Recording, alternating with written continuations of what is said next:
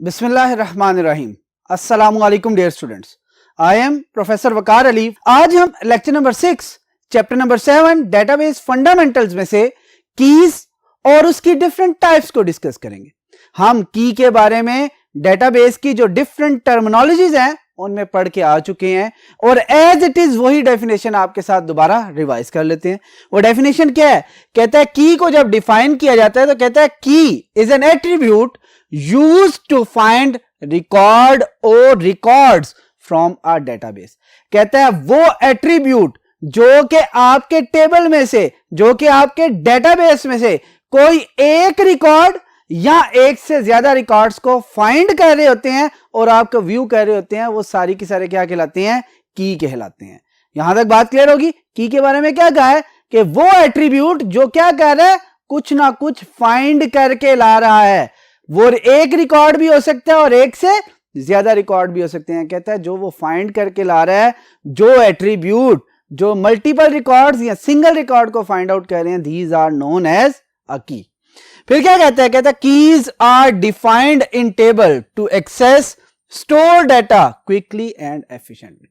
कहता है keys define क्यों की जाती हैं, उसका मेन पर्पस क्या है, उसकी मेन वजह क्या है? तो कहता है कि कीज डिफाइन की जाती हैं कहां पर? टेबल के अंदर। और इसका मेन पर्पस क्या है? To access the data quickly and efficiently, ताकि हम डाटा जल्द से जल्द जो से फाइंड आउट कर सकें और एफिशिएंटली यानी कि बहुत अच्छे तरीके से, quickly and efficiently access the data from a table. It is the main purpose to define a key in a table. आपके सामने दो टेबल बने हुए हैं, इनको जरा पहले समझते हैं कि इसके अंदर डिफरेंट एट्रीब्यूट्स हैं, ये कौन कौन सी की बन सकते हैं या कौन कौन से काम या कौन कौन से रोल प्ले कर सकते हैं। सबसे पहले जब हम इसे देख लेंगे तो फिर डिफरेंट कीज को समझने में बहुत ज्यादा आसानी होगी। फॉर एग्जाम्पल फर्स्ट टेबल आपको जो नजर आ रहा है ये स्टूडेंट का टेबल है। अब ये स्टूडेंट के टेबल के अंदर चार फील्ड्स हैं, चार एट्रीब्यूट हैं। First student registration, second student ID या roll number, third one student name and fourth one address. इनके अंदर मल्टीपल रिकॉर्ड्स अवेलेबल है। अगर गौर करें, कहता है स्टूडेंट रजिस्ट्रेशन नंबर जोन से है 1001, फिर 1002, फिर 1003 और 1004। इसी तरह स्टूडेंट आईडी 1, 2, 3 एंड 4। कहते हैं ये जो चार की चार आईडीज हैं या रजिस्ट्रेशन नंबर है, अगर इन्हें गौर किया जाए तो कहते हैं जब भी मैं किसी एक रजिस्ट्रेशन नंबर या एक रोल नंबर की बेस पे, एक रजिस्ट्रेशन नंबर या एक रोल नंबर की बेस पे कोई रिकॉर्ड फाइंड करूं तो मुझे स्टूडेंट टेबल में से सिर्फ एक रिकॉर्ड मिलेगा। बात क्लियर आ रही है? स्टूडेंट टेबल में से मुझे सिर्फ एक रिकॉर्ड मिलेगा। फॉर एग्जांपल अगर मैं 1001 आपको रोल नंबर देता हूं या रजिस्ट्रेशन नंबर देता हूं तो आपको पता चलेगा कि अहमद, बेसिकली उसके अगेंस्ट आपको नेम मिल रहा होगा और उसका एड्रेस ABC 123 मिल रहा होगा। बात क्लियर हुई? इसी तरह अगर मैं 1003 रजिस्ट्रेशन नंबर देता हूं तो क्या होगा? मोहम्मद अली M.अली मिलेगा और EFG 123 इसका रिकॉर्ड मिल रहा होगा। यानी कि ये पूरी की पूरी रो मुझे फाइंड होके मिल जाएगी on the basis of 1003 registration number. अच्छा, इसका मतलब है कि रजिस्ट्रेशन नंबर आपका वो एट्रीब्यूट है जो क्या कर रहा है? एक सिंगल रिकॉर्ड को फाइंड आउट कर रहा है। बात क्लियर होगी? अब चलते हैं स्टूडेंट आईडी की तरफ। स्टूडेंट आईडी भी देखें, हर एक की क्या है? डिफरेंट है। अगर हर एक की स्टूडेंट आईडी डिफरेंट है तो इसका मतलब है कि ये भी एट्रीब्यूट क्या कर रहा होगा? एक सिंगल रिकॉर्ड फाइंड आउट कर रहा होगा, एक सिंगल रिकॉर्ड। अब कहता है इसका मतलब है स्टूडेंट रजिस्ट्रेशन नंबर भी और स्टूडेंट आईडी भी, ये दोनों ऐसे एट्रीब्यूट हैं कि अगर इन्हें सेपरेटली भी यूज किया जाए तो तब भी ये क्या करेंगे? एक यूनिक रिकॉर्ड आइडेंटिफाई करेंगे। कहता है कि जब एक से ज्यादा एट्रीब्यूट ऐसे हों जो कि क्या कह रहे हो? सिंगल रिकॉर्ड को फाइंड करने के लिए इस्तेमाल किए जा रहे हो, तो वो सारे के सारे एट्रीब्यूट्स क्या कहलाते हैं? कैंडिडेट्स कहलाते हैं। क्या कहलाते हैं? कैंडिडेट्स। अब इसकी एग्जांपल रियल वर्ल्ड से लेते हैं। देखिए, जब इलेक्शन होता है ना, तो MPA या MNA के इलेक्शन के लिए क्या किया जाता है? बहुत से उम्मीदवार खड़े होते हैं। बात क्लियर हुई? बहुत से उम्मीदवार, वो उम्मीदवार बेसिकली क्या कहलाते हैं? कैंडिडेट्स। लेकिन उनमें से सिलेक्ट कौन होता है? कोई एक होता है। इसका मतलब क्या है, जरा गौर कीजिएगा। कहता है अगर ये दोनों कैंडिडेट हैं, अगर ये दोनों कैंडिडेट है तो हम क्या करेंगे, हम इसमें से कोई एक एट्रीब्यूट ऐसा सिलेक्ट कर लेंगे जिसको हम सर्चिंग के लिए क्या करेंगे, इस्तेमाल करेंगे। वो आपका ऐसा एट्रीब्यूट है जो कि क्या करेगा, एक सिंगल रिकॉर्ड को आइडेंटिफाई करने के लिए इस्तेमाल करेंगे। फॉर एग्जाम्पल अब रियल वर्ड से लेते हैं। आप एग्जाम दे के आए हैं बोर्ड का। देखिए बोर्ड में जब आप फर्स्ट ईयर में एडमिट हुए या 9th और 10th में जब आप गए तो आपको बोर्ड के साथ रजिस्टर्ड करवाया गया, बोर्ड के साथ रजिस्टर करवाया गया। उसकी बेस पे आपको एक रजिस्ट्रेशन नंबर एलोकेट कर दिया गया। वो रजिस्ट्रेशन नंबर बोर्ड की तरफ से जो आपको मिला था वो यूनिक था। वो किसी भी दूसरे स्टूडेंट का ना पहले कभी रहा है और ना आने वाले अदवार में कभी रहेगा। बात क्लियर होगी। लेकिन आप जरा गौर करें, जब आप एग्जाम के लिए जाते हैं तो क्या किया जाता है, आपको रजिस्ट्रेशन नंबर नहीं प्रोवाइड किया जाता, आपको रजिस्ट्रेशन नंबर नहीं प्रोवाइड किया जाता, बल्कि आपको एक रोल नंबर एलोकेट किया जाता है। कहते हैं वो रोल नंबर आपका क्या है, जिसकी बेस पे आप एग्जाम देंगे, और वही रोल नंबर है जिसकी बेस पे आपको क्या मिलेगा, रिजल्ट मिलेगा। इसका मतलब है एक और नंबर आपको दे दिया गया है जो कि किस पर्पस के लिए, यूनिक आइडेंटिफिकेशन के लिए। यानी कि जब आप अपना रोल नंबर एंटर करेंगे रिजल्ट देखने के लिए तो सिर्फ और सिर्फ आपका रिजल्ट आपको व्यू हो रहा होगा। यानी यहां पे हमें पता चल गया कि दो डिफरेंट फील्ड्स तो हमारे पास अवेलेबल हैं, दो डिफरेंट एट्रीब्यूट्स यानी कि रजिस्ट्रेशन नंबर और रोल नंबर दोनों अवेलेबल हैं, लेकिन हम किसी एक एट्रीब्यूट को क्या कर रहे होते हैं, इस्तेमाल कर रहे होते हैं रिकॉर्ड्स को फाइंड करने के लिए। कहता है जिसको हम सिलेक्ट करते हैं सिंगल रिकॉर्ड फाइंड करने के लिए, कहता है वो एट्रीब्यूट क्या कहलाता है, प्राइमरी की कहलाता है। यानी कि अब जरा गौर कीजिएगा, ये सी था, ये सी था। फॉर एग्जांपल ये कैंडिडेट कीज थी। बात क्लियर होगी। ये दोनों कैंडिडेट्स हैं, इसमें से किसी एक को सिलेक्ट कर लेंगे, और जब सिलेक्ट करेंगे तो बेसिकली वो क्या बन जाएगा, पी के। मैं अब सबके साथ के लगा रहा हूं ताकि आपको समझाया जा सके। इसके साथ भी रेड से कर देता हूं, इसके साथ भी रेड से कर देता हूं ताकि आपके लिए आसानी हो। सी के फॉर कैंडिडेट की, सी के फॉर कैंडिडेट की, सी के फॉर कैंडिडेट की। यानी कि आपके स्टूडेंट रजिस्ट्रेशन भी कैंडिडेट है और स्टूडेंट आईडी भी क्या है, कैंडिडेट है। इसमें से क्या किया है, मैंने रजिस्ट्रेशन नंबर को क्या बना दिया, प्राइमरी की, यानी कि वो की जो कि एक सिंगल रिकॉर्ड को आइडेंटिफाई करेगी। बात क्लियर होगी। फिर कहता है जो हमने नहीं सिलेक्ट की वो क्या है, बात क्लियर होगी। क्या वो कैंडिडेट के तौर पे एक्ट करेगी, नहीं। कैंडिडेट चाहे ये प्राइमरी की बन गई है, ये दोनों ही कैंडिडेट्स हैं, ठीक है, लेकिन जो हमने सिलेक्ट नहीं की वो क्या कहलाएगी, आपकी ए के, यानी कि ऑल्टरनेट। देखिए ना, जब ये की नहीं होगी फॉर एग्जांपल प्राइमरी की, तो उसका अल्टरनेट क्या होगा, दूसरी की। समझ आई। कैंडिडेट्स में से ही हम क्या कर रहे हैं, चूज करेंगे, सिलेक्ट करेंगे। अगर एक की नहीं रही तो हम क्या करेंगे, दूसरी जो उसका अल्टरनेट है उसको सिलेक्ट कर लेंगे। इसीलिए कहा जाता है कैंडिडेट कीज वो हैं जो कि यूनिक आइडेंटिफाई करती हैं, प्राइमरी की वो हैं जो कि यूनिक आइडेंटिफाई करती हैं, ऑल्टरनेट कीज वो हैं जो कि यूनिक आइडेंटिफाई करती हैं रिकॉर्ड्स को, यूनिक आइडेंटिफाई करती हैं रिकॉर्ड्स को। अब कहता है उन कैंडिडेट कीज में से एक को सिलेक्ट कर लिया गया प्राइमरी की, तो रिमेनिंग जितनी भी कैंडिडेट कीज बची हैं जो कि प्राइमरी की के तौर पे सिलेक्ट नहीं हुई, these are known as alternate keys, these are known as alternate key. यानी कि ये प्राइमरी की नहीं है बल्कि उसका अल्टरनेट है। क्लियर होगी बात। अब चलते हैं स्टूडेंट नेम की तरफ। स्टूडेंट नेम देखें, अहमद की बेस पे सिलेक्ट करें तो हो सकता है अभी एक ही रिकॉर्ड है, लेकिन जैसे ही अली के बेस पे रिकॉर्ड सिलेक्ट करूंगा तो क्या होगा, आपके पास मल्टीपल रिकॉर्ड्स आ जाएंगे। यानी कि अगर मल्टीपल नेम सेम है तो फिर याद रखिएगा आपके पास जो रिकॉर्ड्स आएंगे फाइंड होके वो भी क्या होंगे, मल्टीपल रिकॉर्ड्स होंगे। लिहाजा यहां से पता चला कि अगर हम नेम की बेस पे सिलेक्ट कर रहे हैं तो आपके एक या एक से ज्यादा रिकॉर्ड्स आ सकते हैं। लिहाजा इस की को हम क्या कहेंगे, सेकेंडरी की। मैं इसका लिख देता हूं एस के, एस फॉर सेकेंडरी, के फॉर की, सेकेंडरी की के तौर पे इस्तेमाल करें। और लास्ट में एड्रेस। अब जरा देखिए, स्टूडेंट है ना, ऐसा भी तो हो सकता है कि एक ही क्लास के अंदर जो दो भाई हैं वो पढ़ रहे हो, इसका मतलब है उन दोनों का एड्रेस क्या होगा, सेम होगा। लिहाजा एड्रेस भी आपका किसके तौर पर इस्तेमाल किया जा सकता है, सेकेंडरी की के तौर पे इस्तेमाल कर सकते हैं। सेकेंडरी की कौन सी है, इसका मतलब है कहता है एक ऐसी की जो कि क्या करे, जो कि आपको रिकॉर्ड फाइंड करके दे, वो चाहे सिंगल रिकॉर्ड हो चाहे मल्टीपल रिकॉर्ड। और कहता है कि सेकेंडरी की के केस में आपके पास एक से ज्यादा रिकॉर्ड आने के चांसेस होते हैं। बात क्लियर होगी। ये तो स्टूडेंट का टेबल हमने डिस्कस कर लिया। अब हम चलते हैं किसकी तरफ, रिजल्ट की तरफ। जरा गौर कीजिएगा, रिजल्ट के अंदर पहला एट्रीब्यूट जो है वो कौन सा है, स्टूडेंट आईडी। बात क्लियर हो रही है, कौन सा है, स्टूडेंट आईडी। या इसे यूं कर लें, स्टूडेंट रजिस्ट्रेशन नंबर कर लें या आईडी कर लें। स्टूडेंट आईडी है, कहता है स्टूडेंट आईडी ओरिजिनली अगर हम अपने टेबल में देखें तो क्या है, किस तौर पे एक्ट कर रहा था, हमने अल्टरनेट की बनाया था। फॉर एग्जांपल आप ये समझ लें कि वो प्राइमरी की के तौर पे एक्ट कर रहा है।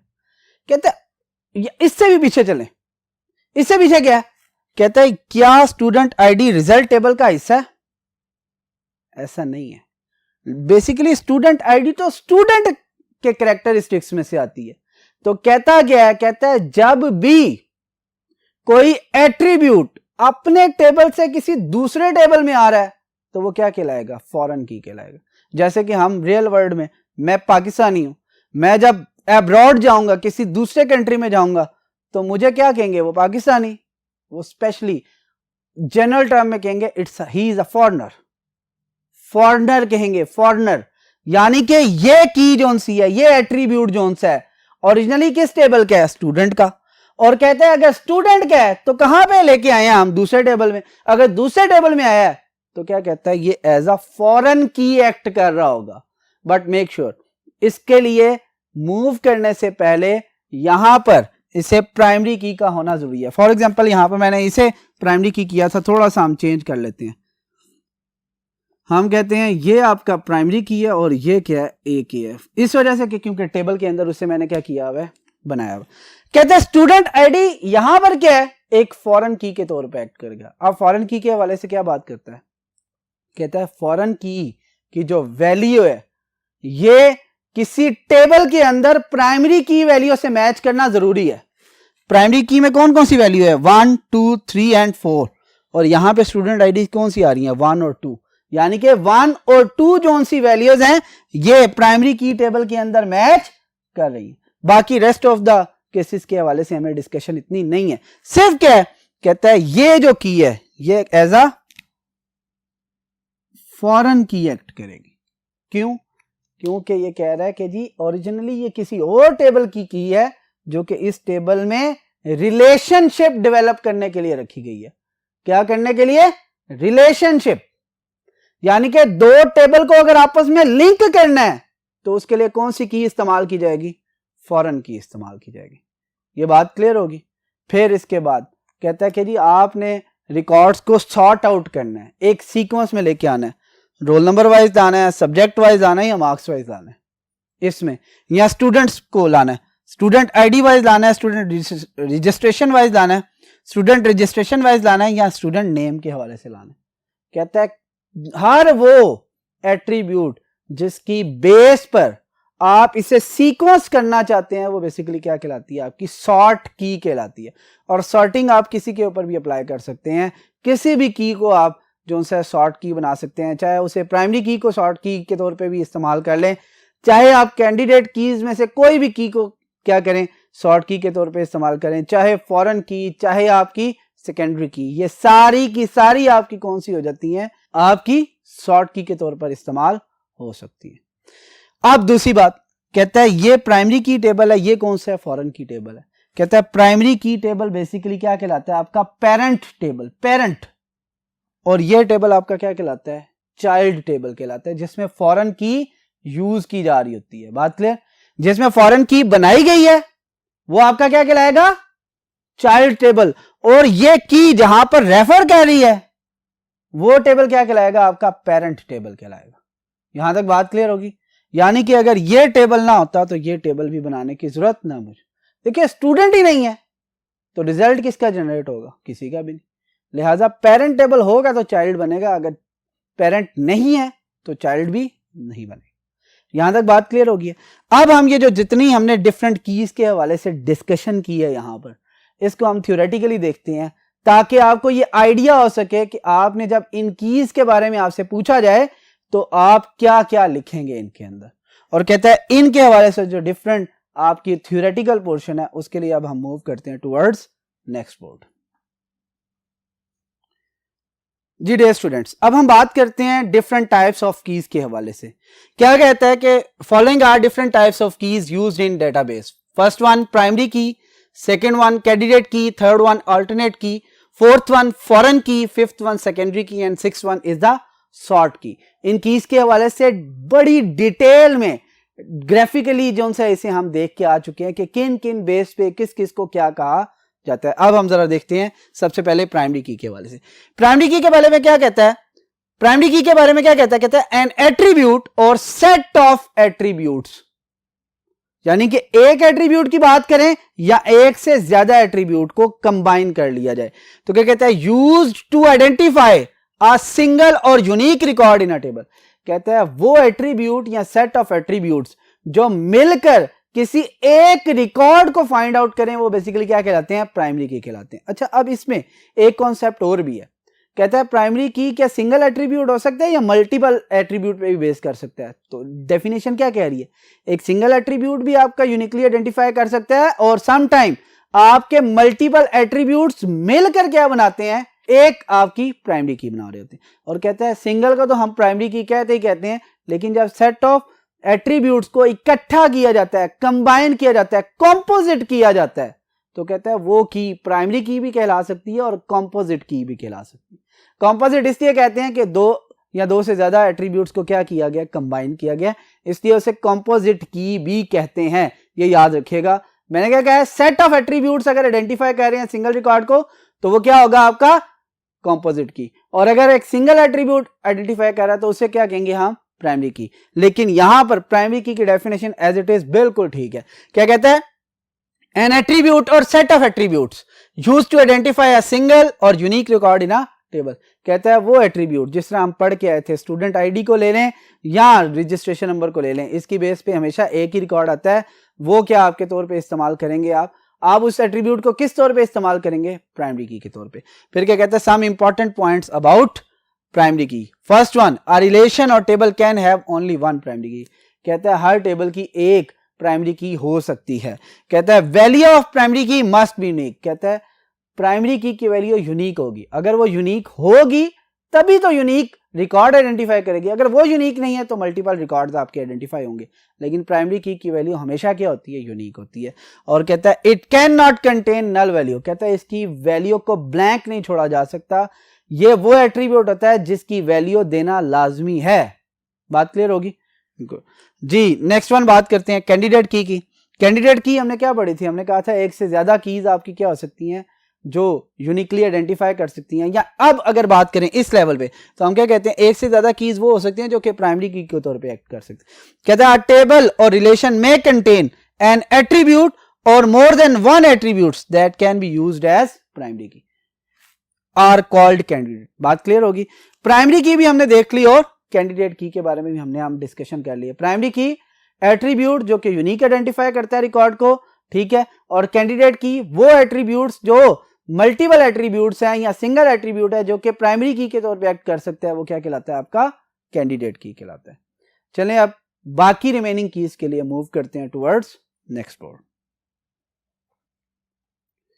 जी डियर स्टूडेंट्स, अब हम बात करेंगे ऑल्टरनेट की के हवाले से। ऑल्टरनेट की कौन सी थी, हम पढ़ के आए, हमने क्या है कैंडिडेट की में से एक को सिलेक्ट कर लेते थे प्राइमरी की और जो बच जाती थी वो क्या कहलाती थी, ऑल्टरनेट की। जरा गौर कीजिएगा, कहता है candidate keys that are not selected as a primary key, जिनको हम प्राइमरी की के तौर पर सिलेक्ट नहीं करते वो क्या कहलाती हैं, these are known as alternate keys. फिर बात करते हैं फॉरेन की के हवाले से। फॉरेन की क्या है, कहता है an attribute whose value match a primary key in an other table or relation। यही बात की थी ना कि वो एट्रीब्यूट जिसकी वैल्यू, कट कीजिएगा, वो एट्रीब्यूट जिसकी वैल्यू किसी दूसरे टेबल की प्राइमरी की वैल्यू से मैच करे, वो क्या कहलाती है? आपकी फॉरेन की कहलाती है। बात क्लियर होगी? फॉरेन की क्या है?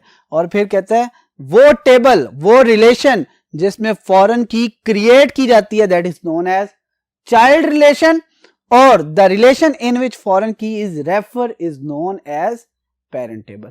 और याद रखें, फॉरेन की बनाने का बेसिक पर्पस क्या है?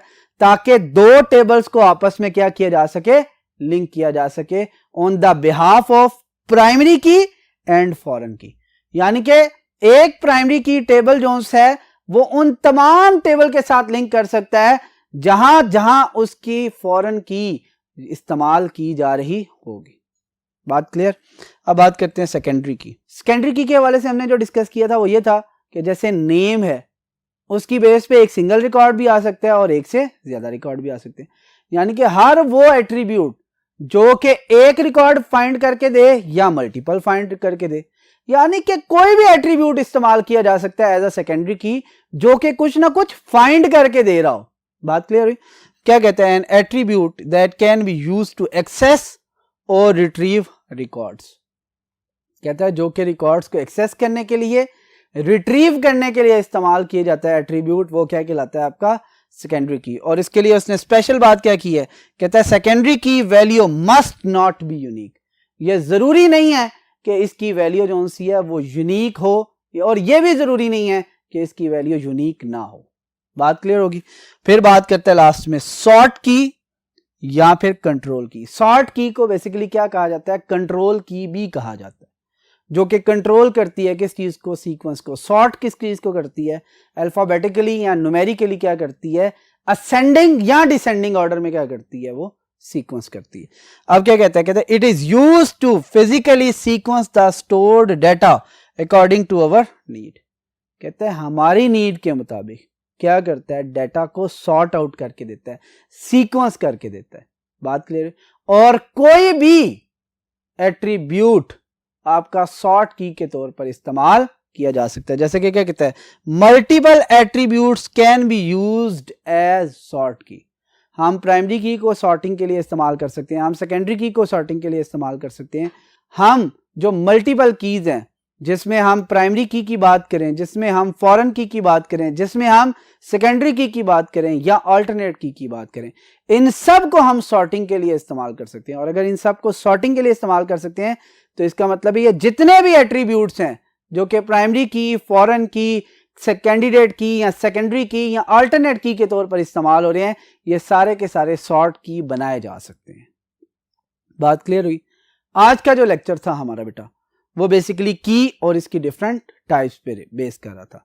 की डेफिनेशन हमने की और फिर उसके डिफरेंट 6 टाइप्स जो सी हैं, जिसमें प्राइमरी की, कैंडिडेट की, अल्टरनेट की, फॉरेन की, सेकेंडरी की और सॉर्ट या कंट्रोल की जो सी थी वो हमने डिटेल में डिस्कस कर ली है। उम्मीद है कि आज का लेक्चर आपको समझ आ चुका होगा। इंशाल्लाह नेक्स्ट लेक्चर में आपसे फिर मुलाकात होगी। अल्लाह हाफिज।